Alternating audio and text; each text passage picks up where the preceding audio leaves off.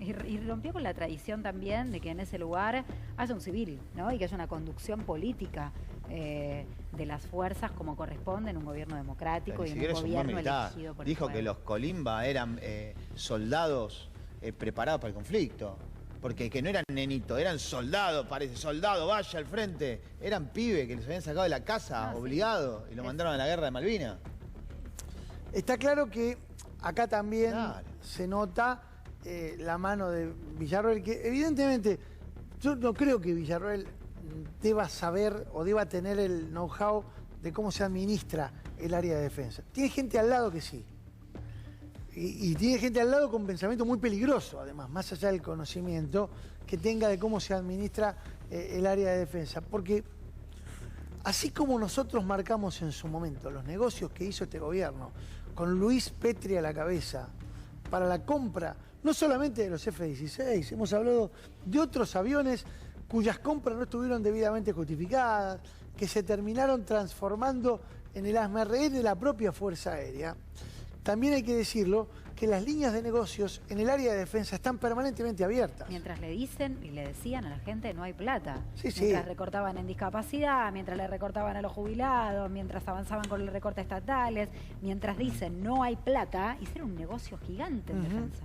Y detrás de los reequipamientos tecnológicos de las Fuerzas Armadas hay grandes compañías que tienen relación con sectores de las Fuerzas Armadas y de la política en este país. Y ni hablar del universo empresarial. Entonces también es cierto que detrás de esta demanda hay una disputa de negocios en la que Villarroel no es ajena. Villarroel forma parte de esa familia militar con nexos vinculantes muy cercanos a grupos empresariales que hacen negocios con las armas, con la venta legal de armas.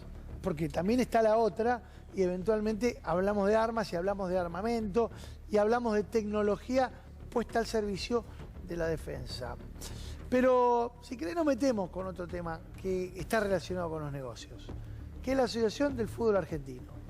Nosotros te venimos contando la trama que está detrás de las reiteradas denuncias que vienen formulando algunos empresarios respecto de los manejos de contratos entre la Asociación de Fútbol Argentino y o particulares y o empresas. Este hombre, este que ves bajar acá del avión el día que llegó el seleccionado nacional proveniente de Estados Unidos con el subcampeonato, Chiquitapia, ese día, supuestamente que lo ves bajar en Happy del avión, ese día venía de recibir él en Estados Unidos un revés judicial tremendo. Lo habían detenido 7 agentes del FBI en el aeropuerto de Nueva York. Le dieron un par de... ¿no? Esperá, el relato creo que de 7 fueron. 1, 2, 3, 4, 5, 6, 7. Le dieron 7 bofetadas. Le hicieron dejar los teléfonos. Lo obligaron a dejar los teléfonos, que por Película. cierto, fueron decomisados. Era un acto tremendo, era una cosa que vos lo imaginabas. Un gran inicio de serie de Netflix. Sí. Estaba para eso. Después de perder la final, además, en el aeropuerto. Claro, nada de esto pasó. Las mismas personas que habían titulado enfáticamente en un portal muy conocido, como es Infobae, diciendo esto, tuvieron que borrar esa nota, tuvieron que adaptarla a la nueva versión que se fue modificando toda vez que fue necesario incorporar un elemento que te permitía seguir creyendo que lo que te estaban diciendo era cierto. Porque nada de lo que te iban diciendo era cierto. Primero, es que casi lo detienen y le decomisan los teléfonos. De la mano de eso, era citada una indagatoria para el 30 de julio. Luego sobrevino esta idea de que en realidad no lo citaban a una indagatoria, sino que lo que iba a haber era una audiencia de un gran jurado en donde iban a declarar testigos que iban a directamente mandarlo abajo del camión, al Chiquitapia y a los dirigentes de la AFA, por la corrupción que había en la administración de los fondos de los clubes. Después se dieron cuenta que tampoco podían sostener eso y dijeron... Porque no aparecía nadie. Y claro, no solamente no aparecía, empezaron... No, en realidad el testigo parece que no va, pero está negociando hablar con un acuerdo de confidencialidad. Che, muchachos, los testigos no pueden ser colaboradores. Para ser colaborador tiene que ser imputado. Exacto. Y no puedes negociar nada, sos testigo, tenés que ir a declarar, es una obligación pública, bajo juramento de decir verdad, y si mentís vas en cana. Exacto, es gravísimo. Se les empezaron a mezclar la figura. Pero derecho básico. Pero lo importante aquí es construir sentido común de que hay una novela en la cual se está investigando algo que no se está investigando y que hay alguien que está a punto de decir algo que no existe y que no va a decir nada. Pero como decíamos y explicábamos ayer, efectivamente hay un objeto para poder empezar a analizar si se investiga o no, que es la denuncia de este señor que ves acá, Tofoni, que por cierto también está siendo investigado y ha sido imputado por varios delitos, acá inclusive en la Argentina, junto con Foster Gillett. El año pasado lo imputaron a él y a Foster Gillett en el marco de lo que fue la maniobra que este empresario se mandó con fondos de los clubes. Y uno de los principales impulsores de la Sociedad Anónima Deportiva. Bueno, pero atenti porque lo que debió haber ocurrido ayer, que no ocurrió, era que el testigo aportara pruebas contundentes para que el gran jurado resolviera conformar efectivamente una causa judicial. Bueno, nada de esto pasó. Bueno, mirá, acá lo tenés. Cuando lo imputaron a Tofoni con Foster Gillett por lavado de dinero. Mirá vos, en este caso fue... Esto es hoy. Sí. ¿Esto es de hoy? Sí, hace un rato. Hoy, hace un ratito. Me para que no, chicos. Hoy a las 2 de la tarde. Sí. 2 de la tarde, 31 de julio de 2026. Se investigan sus vínculos con clubes del fútbol argentino. La Fiscalía intenta determinar si se utilizaba la ruta Uruguay-Argentina-Europa para blanqueo de fondos. Lo que están analizando es la ruta de la guita que Foster Gillett utilizaba para los negocios que venía a proponer, por ejemplo, a Estudiantes de La Plata con la compra de Medina. ¿Se acuerdan? Claro. Bueno, toda esa transferencia, toda esa trama, toda esa guita, que de dónde la saco, bueno, esa trama derivó hoy en la imputación por lavado de dinero porque están siguiendo la ruta de ese dinero con Uruguay, porque Foster Gillett, la base, la tiene en Uruguay, con equipos a los que además le ha ido muy mal. Nosotros lo contábamos acá. Sí. Lo mal que le van a los equipos de Foster Gillett en Uruguay, equipos a los que administra como empresas, que parecen que son la salvación y terminan siendo la pérdida casi no solo de la identidad, sino de lo que son como equipos. Bueno, yo te voy a contar algo. Ayer recibí un llamado tarde de alguien que me contó una versión de esta historia. ¿De qué historia? De la que no te cuentan, ¿no? ¿Qué hay detrás de esto? ¿Por qué está la hazaña puesta contra Chiquitapia? Lo sabemos, hay un negocio en juego. ¿Cuál es el negocio? Bueno, la definición si los clubes son sociedades anónimas o son entidades civiles sin fines de lucro. ¿Que hacen negocio? Claro que hacen negocio, pero que la guita corresponde que sea revisada de otras características diferentes a la que, si sos empresario, debe ser analizada. Y me contaron algo que me llamó la atención porque menciona a personajes muy conocidos en la trama deportiva, pero también en la trama política. Uno de los personajes que emerge claramente, según esta fuente, detrás de toda esta gran movida que tuvo correlato periodístico, claramente lo tiene. Que tiene correlato empresarial, claramente lo tiene. Pero que también tiene un correlato político, es alguien a quien... A ver, espera, que hay una mosquita justo me está dando vuelta. ¿Alguien? ¿Otra vez?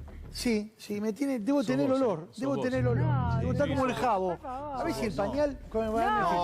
Espera, alguien que ustedes se acuerdan, porque lo hablamos acá en algún momento y contamos la anécdota, que vamos a volver a contar porque el público se renueva. Como siempre. Cuando asumió su amigo como presidente, sí, presidente, usted sabe, hay que tener un amigo presidente, lo llamó, él estaba cómodamente instalado en sus oficinas, me parece que estaba en Londres, o en San Pablo, porque tenía oficina en Londres y en San Pablo. Y le dijo, hablando así, con la boca, dijo, Gustavo, te necesito para que vengas a presidir. Y le dijo la AFA.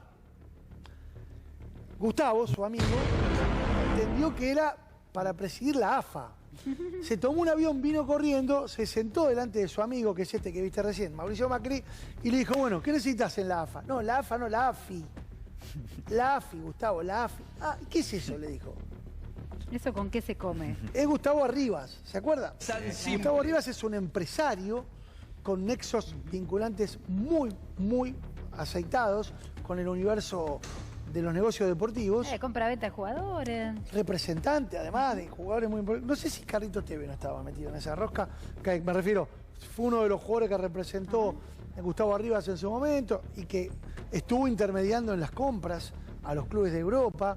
Es decir, un tipo importante en ese negocio que se sentó durante 4 años al frente de la Agencia Federal de Inteligencia, sin tener la más mínima idea. Bueno, para seguir la corriente, esto hicieron lo mismo, ¿no? Pero porque no tienen ni idea de la inteligencia. Bueno, este muñeco, Gustavo Arribas, sería uno de los que está detrás de la campaña agitando algo que evidentemente tiene mucho más que ver con los negocios que con las entidades civiles.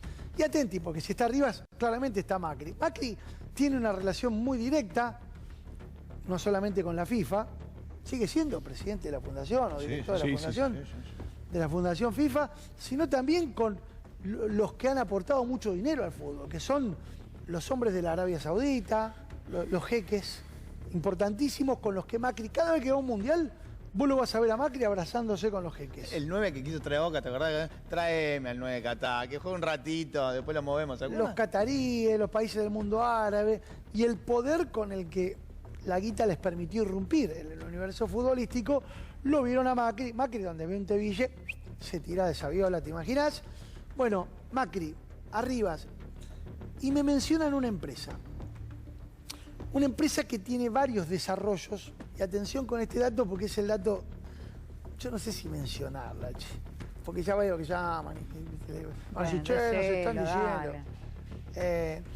Una empresa que está muy vinculada a otro dirigente del macrismo, que fue funcionario del gobierno en la provincia de Buenos Aires de Vidal, también estuvo muy cerca de Macri. Esta empresa tiene, entre una de sus aristas, los desarrollos inmobiliarios. ¿Y saben cuál es uno de los intereses que tratan de desarrollar los que proponen avanzar en la generación de sociedades anónimas deportivas? A ver. Se llama proyecto de racionalización. Vos decís, claro, quieren con la motosierra.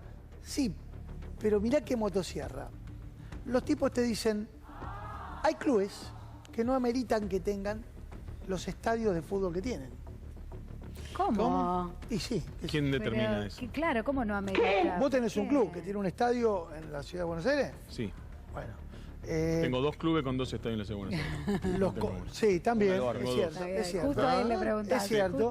Pero esperá, el club que está no en primera, no en la primera A, el otro. El de mi barrio, sí. ¿Tiene un rival también? Sí.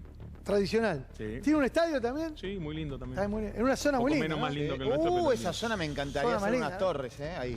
Ni osen sugerir que le damos. ¿Ferro tiene un estadio también? Ferro también. Sí, tiene un estadio. Sí, Caballito. Atlanta tiene un estadio. Atlanta, muy linda la cancha de Atlanta, sí, mejorada. Al lado del ¿Y por, estadio. ¿por qué tiene un estadio? ¿Por qué no hacemos un estadio para todos? ¿Y no habrá alguien pensando en eso? Tiene, ¿eh? ¿Qué? Comunicaciones. ¿No habrá alguien pensando en hacer, che, espera, todos estos clubes que no te llenan un estadio, que no meten 25 o 30.000 personas todos los sábados, domingos, los jueves, y si hacemos un estadio o 2 a todo trapo, o nos ponemos de acuerdo y hacemos una joint venture. No me jodas, dale, Mauro. Inviable. Pero el club que también son clubes de barrio, que van los pibes, que tienen una función social. El proyecto tiene nombre y apellido, hay una empresa detrás y lo están agitando esto, porque el negocio inmobiliario también está detrás de la mano negra contra la conducción de la AFA. Hacemos una pausa cortita así y ya volvemos.